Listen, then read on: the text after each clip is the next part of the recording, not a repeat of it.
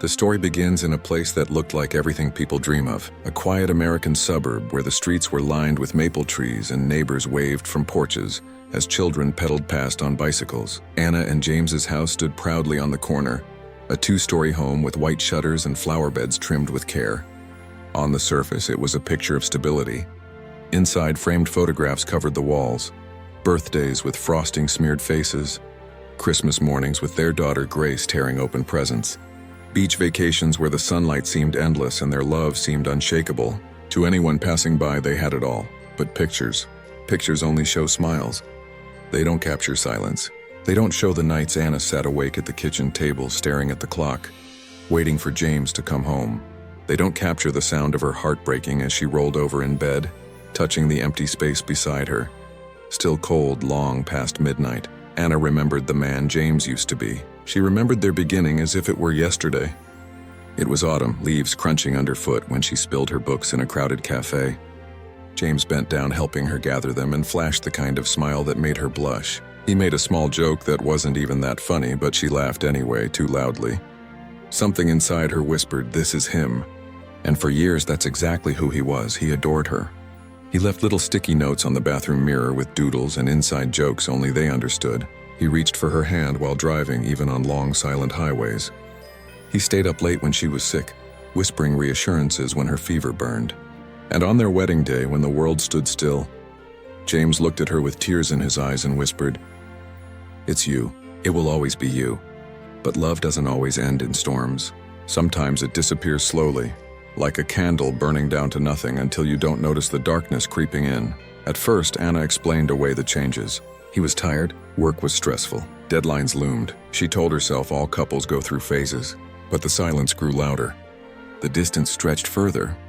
Soon she wasn't sure if she was married to her husband, or to a ghost who haunted the same rooms but no longer lived in her heart. The signs were there, though she tried not to see them. The way he angled his phone away when it buzzed. The faint trace of perfume on his shirt that wasn't hers. The way his smile lit up only when he was staring at the glowing screen in his hand. She buried her suspicions under trust, repeating to herself like a prayer, "He loves me. He chose me. He would never." But in the quiet hours, that other voice whispered, "Something is wrong. Something is breaking."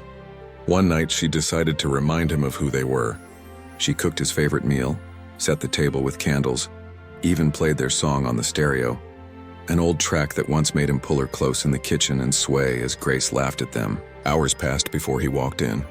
His tie was loose, his shirt wrinkled, his smile forced.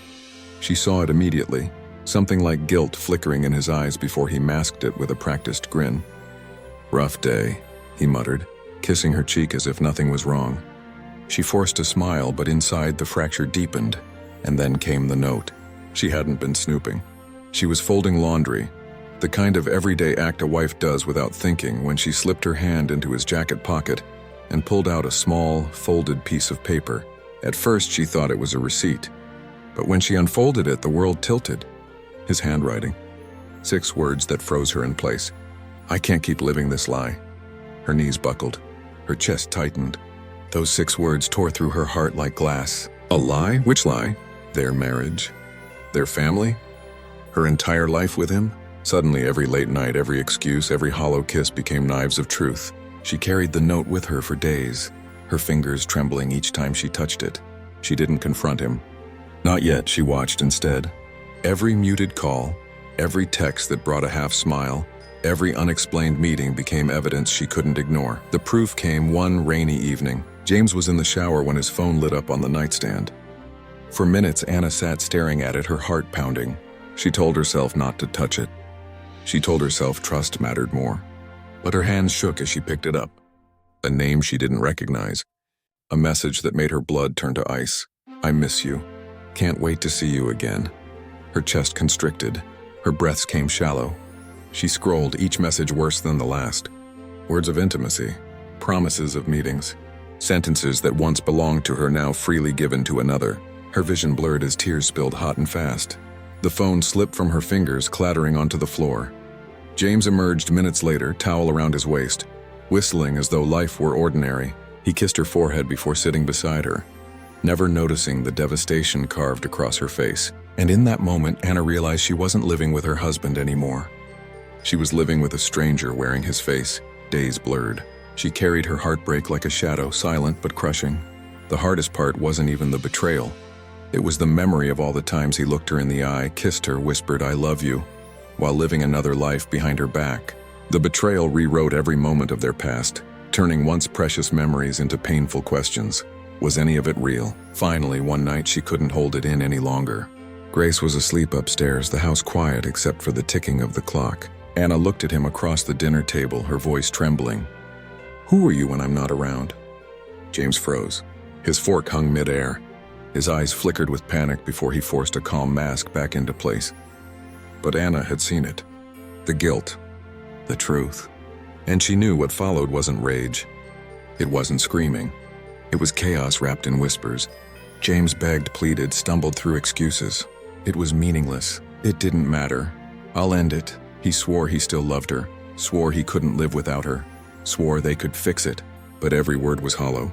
Because Anna knew trust doesn't shatter in one explosion. It dies slowly, fracture by fracture, until there's nothing left to hold.